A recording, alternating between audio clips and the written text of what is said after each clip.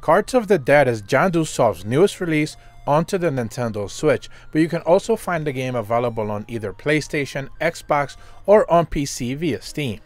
This review is going to be mainly focusing on the Nintendo Switch experience, and I spent most of my time playing on the Nintendo Switch Lite via handheld, so I can't really speak too much about how this play handles in dock mode, but based off of my experience on the Nintendo Switch Lite in handheld mode, it shouldn't necessarily be that much of a problem due to its visuals.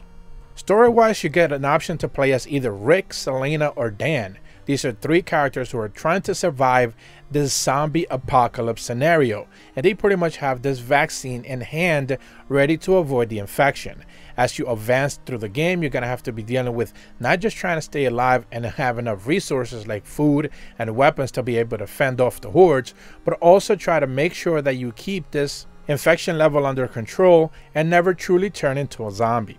So this is essentially a card game with survivor horror elements where you have a limited inventory to pretty much pick up weapons, be it food items, or even special events that could take place at any given moment whenever you are flipping cards. This is how your story advances, and each one of the characters does seem to have some sort of vagary as to why they're there, why they're moving to the locales that they're moving to, and ultimately it does try to connect all the three characters together, but they all kind of feel samey at the end of the day due to whenever you start a run with any one of the characters, they have some unique items attached to them, but eventually once you start to pick up better items, the gameplay loop kind of forces you to just get better items and just ditch the original ones for each character, making whatever made them feel slightly special or different than any of the other blanket characters usually just kind of goes away.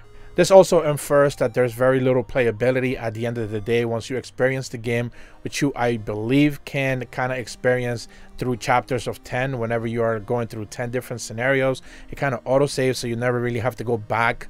Like, it's not a roguelike in that regard, like you're going to have to be starting from the same point. That's not the case.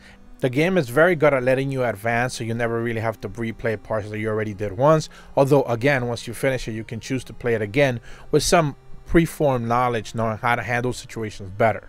Now the zombies are pretty straightforward. They all have like attack, health, and like some random parameter here and there. They sometimes have different like abilities. Sometimes they can pop off like other zombies. They could like work together in tandems, or like they could use like random like AoE type of things or whatever it may be, but it's not necessarily all that different once you get used to them. There's a limited amount of zombies to begin with, so you're not really going to be too concerned with dealing with things that are completely unexpected. Once you've seen it once, you kind of know what to expect going forward, and that's kind of like the biggest issue with the game. There's just a lack of replayability because there's just not that many differences whenever you do a new run or whenever you're playing with a new character. Nintendo Sphere gives Cards of the Dead on the Nintendo Switch a 6 out of 10.